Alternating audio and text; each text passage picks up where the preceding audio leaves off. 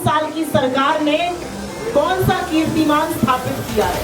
फिरौती मांगना, धमकी देना, फिरौती के नाम पर हत्या कर देना आम बात हो गई है। देखो ये तो झूठियां दी सरकार है, ਤੁਹਾਨੂੰ ਸਾਰਿਆਂ ਨੂੰ पता। मंच पर बैठे हुए कांग्रेस के वरिष्ठ नेतागण, मेरे सोशल मीडिया और मीडिया विभाग के सहयोगी और यहाँ पर आए हुए मीडिया के साथियों, आप सबको मेरा नमस्कार, आप सबको मेरा सत श्री अकाल। मैं दिल्ली से आई हूँ और दिल्ली से बहुत सारे कच्चे चिट्ठे आम आदमी पार्टी के लाई हूँ और उससे ज्यादा असलियत यहाँ पर उनकी दिख रही है। आज लुधियाना में उपचुनाव बाय इलेक्शन होने को है। 3 साल से एक सरकार बनी हुई है और आज हर व्यक्ति ये जानना चाहता है कि 3 साल की सरकार ने कौन सा कीर्तिमान स्थापित किया है। आज आप जहां जाइए पंजाब में 4-5 मुद्दे मुख्यता से उठाए जाते हैं और मैं उन्हीं 4-5 मुद्दों को टच करूंगी और उसके बाद आपके सवालों का अपने वरिष्ठ सहयोगी प्रगट सिंह जी और अमर सिंह जी आने वाले हैं, वो लोग भी थोड़ा बोलेंगे, उसके बाद हम लोग आपका सवाल लेंगे। आज पंजाब में कानून व्यवस्था ने पूरी तरह से दम तोड़ दिया है। पंजाब के किसी भी हिस्से में चले जाइए, कानून व्यवस्था पूरी तरह से चरमरा चुकी है, अपराध का हल्ला बोल है और असलियत यह है कि लुधियाना जैसे शहर में, जो पंजाब की इंडस्ट्रियल कैपिटल कहा जाता है, यहाँ पर छोटे छोटे कारोबारियों को भी प्राइवेट सुरक्षा लेकर चलना पड़ रहा है। फिरौती मांगना, धमकी देना, फिरौती के नाम पर हत्या कर देना आम बात हो गई है और पूरी जिम्मेदारी से कहती हूं, जो घटना अभी थोड़े दिनों पहले अमृतसर के पास के एक छोटे से कस्बे से आई, वो दिखाती है कि कैसे सरकार, प्रशासन और पुलिस आंखें मूंद कर लोगों की हत्या हो जाने दे रही है फिरौती के नाम पर, लेकिन कानून व्यवस्था सुधरने का नाम नहीं ले रही है। असलियत यह है कि यह सरकार 3 साल पहले बनी थी, बड़े बड़े वादे किए थे, बड़े बड़े दावे किए थे, लेकिन 3 साल बाद आज जब एक उपचुनाव के मुहाने पर हम खड़े हैं तो वो वादे और दावे बिल्कुल किताबी लगते हैं। किसी ने खूब कहा है, तुम्हारी फाइलों में गांव का मौसम गुलाबी है, मगर ये आंकड़े झूठे और ये दावे किताबी हैं। बात शुरू हुई थी शिक्षा की क्रांति से। जो फर्जीवाड़ा दिल्ली में किया गया, उससे बड़ा फर्जीवाड़ा पंजाब में किया गया। नॉर्मल स्कूल्स को पेंट कर कर मुख्यमंत्री की और अरविंद केजरीवाल जी की फोटो जरूर छाप दी गई दीवारों पर। अच्छे खासे नॉर्मल स्कूल्स को स्कूल ऑफ एक्सेलेंस और मिलेनियम स्कूल्स और तमाम जगह कहना जाने लगा, लेकिन असलियत यह है कि पंजाब के स्कूल में मास्टर नहीं है। बात हुई शिक्षा की, और मैं दिल्ली से आती हूँ तो मैं जानती हूँ कि मोहल्ला क्लिनिक में दिल्ली में कुत्ते लौट रहे थे और उसी के चलते आम आदमी पार्टी की सरकार की रवानगी हुई है। पंजाब में भी ऐसा किया गया। सिविल अस्पतालों के डॉक्टर को, स्टाफ को मोहल्ला क्लिनिक तो भेज दिया गया, लेकिन इतना भ्रष्टाचार हुआ कि सरकार की ओर से NHRM का जो फंड आता है वो आना बंद हो गया। अब वो आरोग्य सेंटर बन रहे हैं। शिक्षा के साथ खिलवाड़ और स्वास्थ्य के साथ खिलवाड़। तो ये क्यों ना कहूं कि अस्पताल में डॉक्टर नहीं है और स्कूल में मास्टर नहीं है। फिर एक फर्जीवाड़ा किया गया। अब उद्योग के नाम पर छला जा रहा है, कहा जा रहा है उद्योग क्रांति आएगी। मैं जानना चाहती हूँ ये उद्योग क्रांति कहां से आएगी?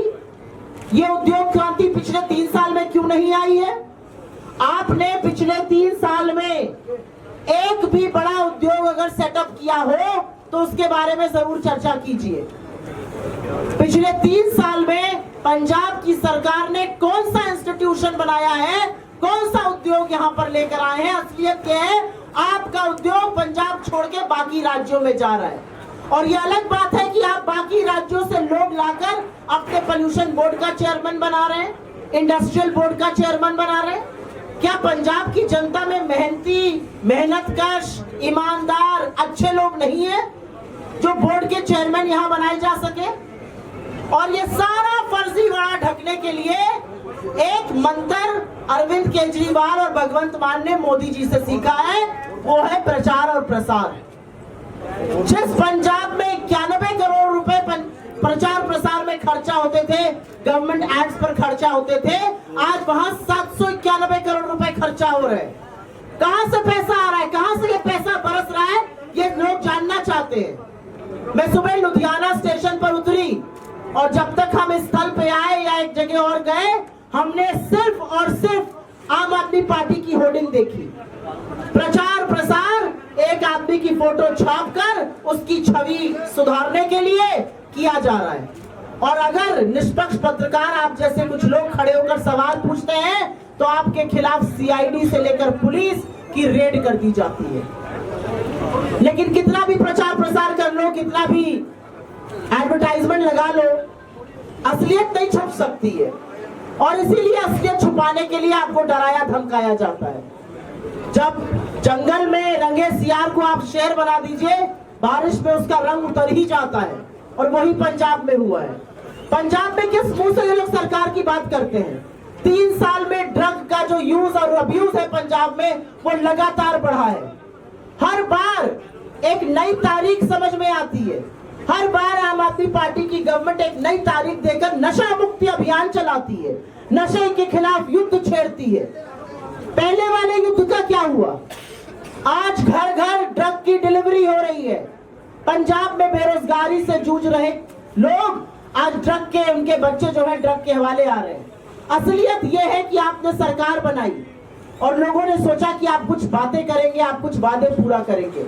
आपने तो पंजाब को शिक्षा के नाम पर, स्वास्थ्य के नाम पर, उद्योग के नाम पर तो चला ही, आपने पंजाब में किसानों के साथ भी धोखा किया। आप तो मोदी जी से भी 4 हाथ आगे निकले।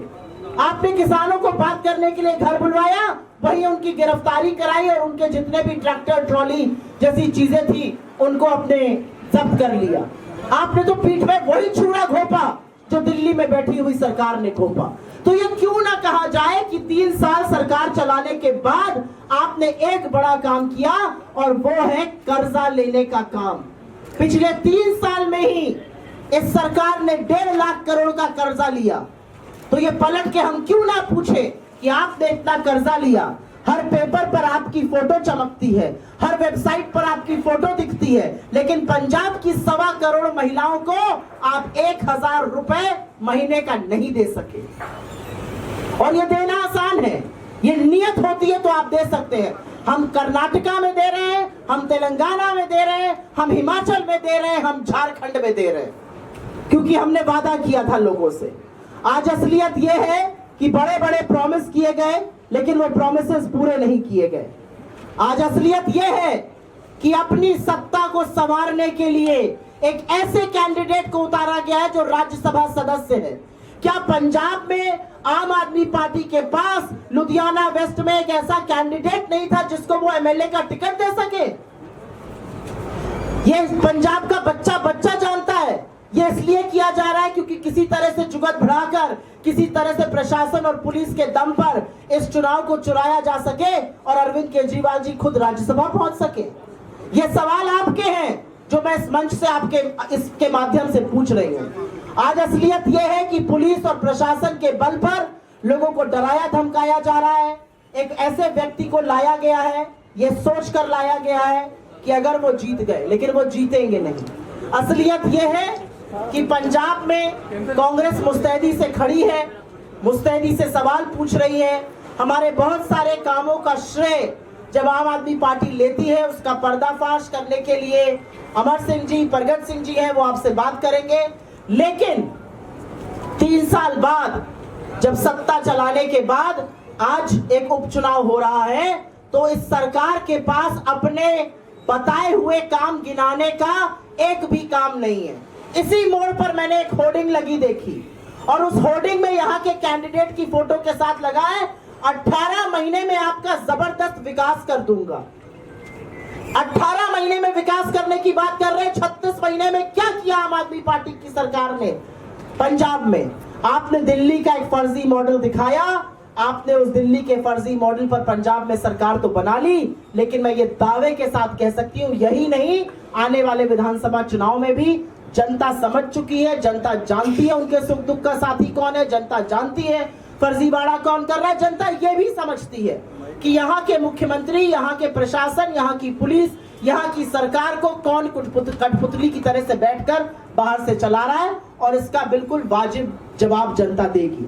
मैं 2 शब्द अपने यहाँ के कैंडिडेट ब्रजभूषण आशु जी के लिए जरूर बोलना चाहती हूँ।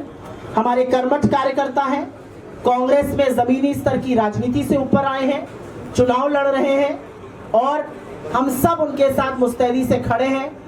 आपके माध्यम से उनके लिए वोट की अपील करने आई हूं। आपके सुख दुख के साथ ही रहेंगे। और एक ये जो वाहियात बात आम आदमी पार्टी की सरकार कह रही है, और खुद अरविंद केजरीवाल जी कह रहे हैं कि कोई और आएगा तो काम नहीं करेगा या करने नहीं दिया जाएगा।